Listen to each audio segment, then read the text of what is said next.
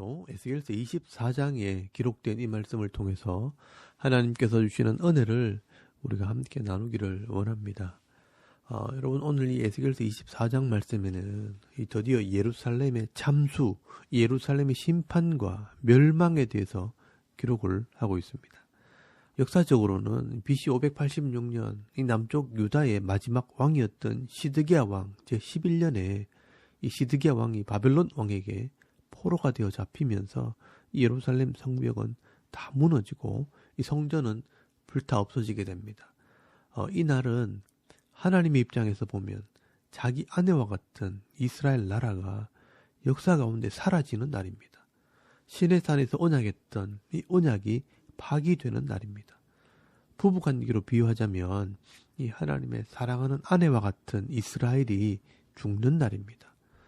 이스라엘 백성들도 괴로운 날이지만 하나님께서 더 마음이 아픈 날입니다.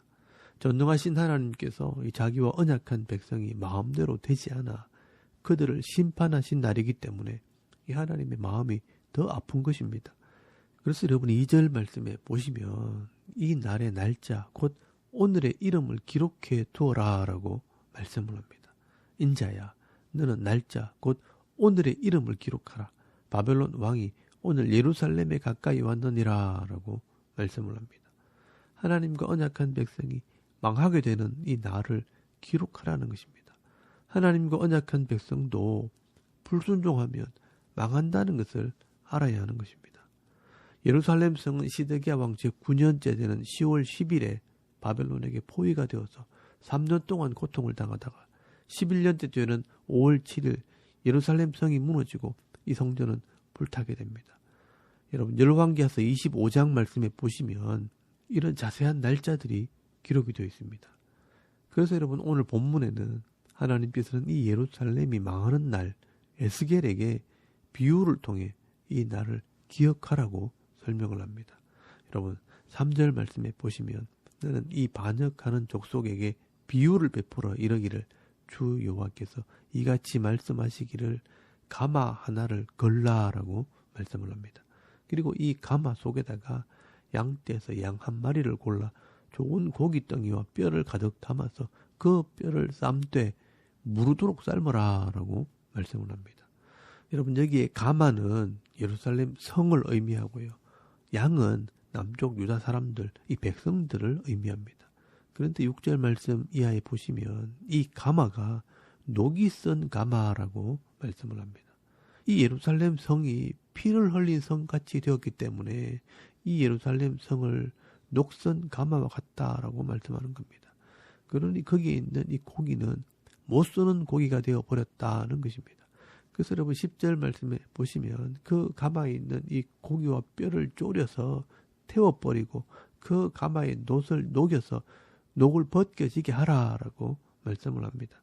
그런데 이 녹이요 얼마나 지독한지 벗어지지 않는다는 것입니다. 이것은 이스라엘의 죄가 얼마나 지독한지 없어지지 않는다는 것을 말씀하는 것입니다. 여러분 이 이스라엘 백성들이 끝까지 자신들의 죄를 회개하지 않는다는 겁니다. 하나님께서 불로 녹여서 이 녹을 벗겨버리려고 하는데도 끝까지 벗어지지 않습니다. 그래서 여러분 12절부터 13절까지 말씀해 보시면 이 성읍이 수고함으로 스스로 피곤하나 많은 녹이 그 속에 벗겨지지 아니하며 불에서도 없어지지 아니하는도다. 너의 더러운 것들 중에 음란이 그 하나이니라. 내가 너를 깨끗하게 하나 네가 깨끗하여지지 아니하니 내가 네게 향한 분노를 풀기 전에는 네 더러움이 다시 깨끗하여지지 아니하리라 라고 말씀을 합니다. 이 예루살렘의 죄가 우상과 음란의 죄인데 하나님께서 아무리 회개하라고 외쳐도 회개하지 않는다는 것입니다. 그래서 13절 말씀에 내가 너를 깨끗하게 하나 네가 깨끗하여지지 아니한다라고 말씀하는 것입니다. 그래서 하나님께서는 돌이키지 않고 아끼지도 않고 이 예루살렘을 망하게 하심으로 그 죄를 씻어내겠다는 것입니다. 여러분 이것은 하나님의 심판이고 하나님의 공의이기 때문에 마음이 아프지만 고통스럽지만 하나님께서 심판하실 수밖에 없는 것입니다. 그래서 하나님께서는 사랑하는 자기 백성들을 심판할 수밖에 없는 이 하나님의 마음이 얼마나 아픈지 그 하나님의 마음을 알게 하려고 이 에스겔에게 너도 이 고통을 한번 경험해보라 하면서 이 에스겔의 아내를 죽게 하십니다. 여러분 16절 말씀에 보시면요.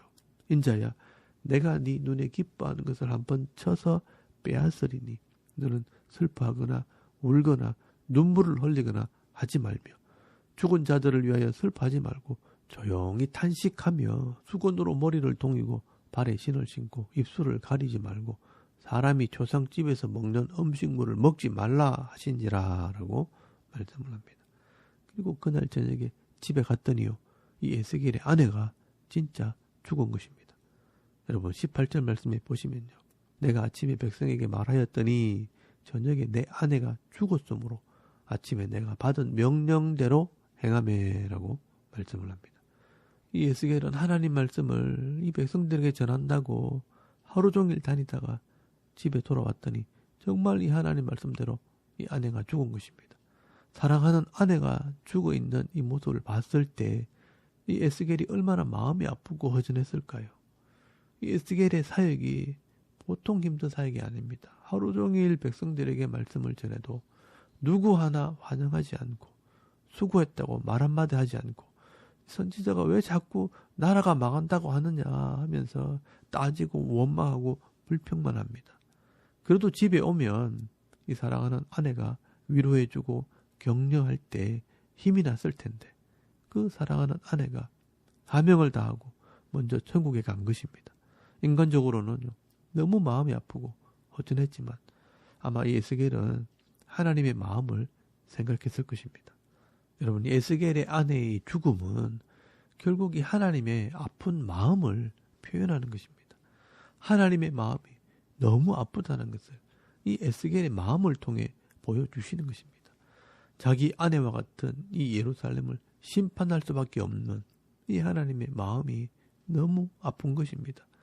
그러나 이 심판하는 것이 하나님의 공의이기 때문에 심판을 할 수밖에 없다는 겁니다. 그런데 여러분, 이 에스겔의 아내가 이렇게 죽었을 때 사람들이 찾아와서 묻습니다. 네가 지금 무엇을 하고 있느냐? 이게 무슨 일이냐라고 묻습니다. 여러분 19절 말씀에 보시면 백성이 내게 이르되 네가 행하는 이 일이 우리와 무슨 상관이 있는지 너는 우리에게 말하지 아니하겠느냐 하므로라고 말씀을 합니다. 여러분 이때 에스겔은 이 하나님의 마음을 전하게 됩니다. 이 에스겔도 이 하나님의 마음을 깨달아서 그 하나님의 마음을 이 백성들에게 전하는 것입니다. 여러분 21절 말씀에 보시면요. 에스겔의 아내가 죽은 것처럼 예루살렘이 망했다는 것을 전하게 됩니다. 너희의 기쁨이 되었던 하나님의 성소가 이방인들에게 더럽혀지고 너희가 버려둔 백성들, 남은 백성들이 다 죽게 되었다라고 설명을 합니다.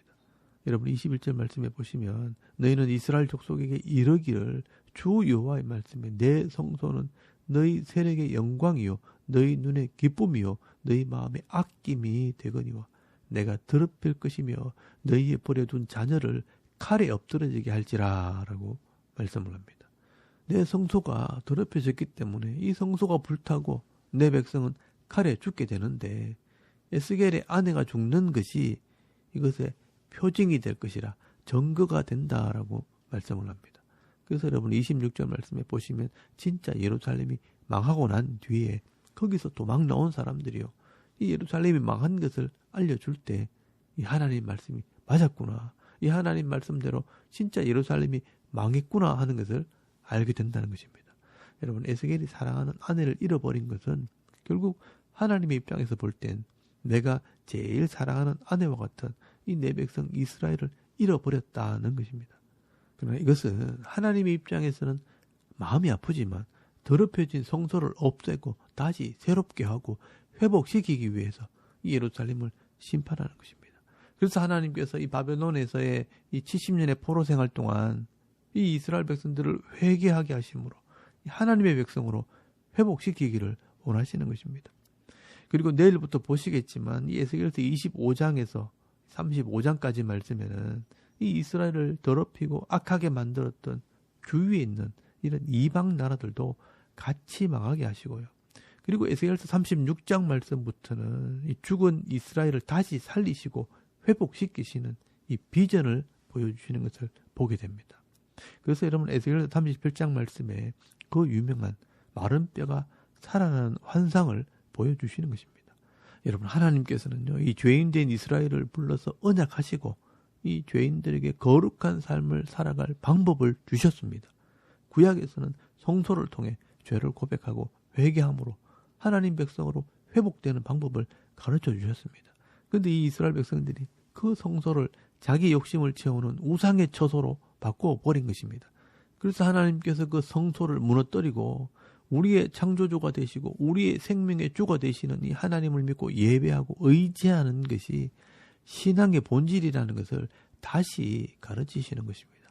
여러분 이것이 바로 역사의 교훈이라는 것입니다.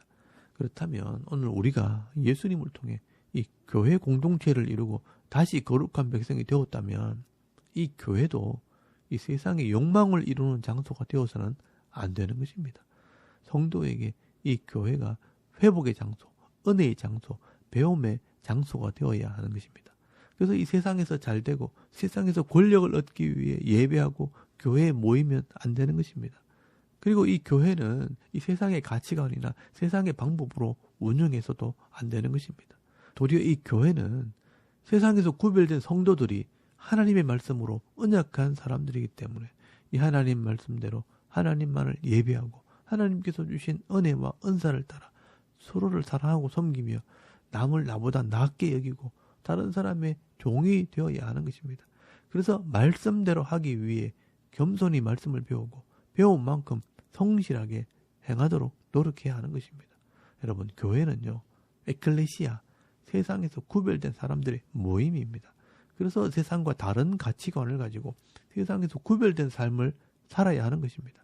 교회는 이 땅에서 하나님의 백성답게 살고 하나님의 나라의 모습을 보여주는 것입니다. 여러분 이것이 성도와 이 교회의 본질입니다. 여러분 신약 교회가 그 본질을 잃어버리고 교회를 다시 세상의 욕심을 이루기 위한 우상의 자리로 만들어버린다면 똑같은 심판이 있게 될 것입니다.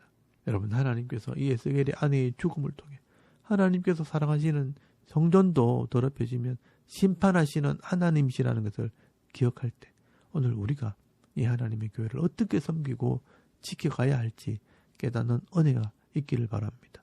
오늘도 우리가 성도로서 이 교회를 섬길 때 항상 자신의 삶을 돌아보며 세상 속에서 하나님의 뜻을 보여주고 하나님의 살아계심을 보여주는 삶을 살아감으로 이 하나님의 마음을 시원케 하고 이 하나님 마음을 기쁘게 하는 삶을 살아가는 저와 여러분의 이런 영적인 삶의 모습이 되실 수 있기를 주의 이름으로 축원합니다. 아멘. 우리 잠깐 기도드리겠습니다. 오늘도 거룩한 삶을 살게 하옵소서. 나라와 민족을 위해 이 교회의 거룩함과 사역자들을 위해서 또 가정과 자녀들과 이 개인의 기도 제목을 따라 기도하고 오늘 하루 삶을 또 시작할 수 있기를 바랍니다. 다 같이 우리 하나님께 한번 기도드리겠습니다. 살아계신 하나님 은혜를 참 감사합니다. 오늘도 이 아침에 하나님을 예배해야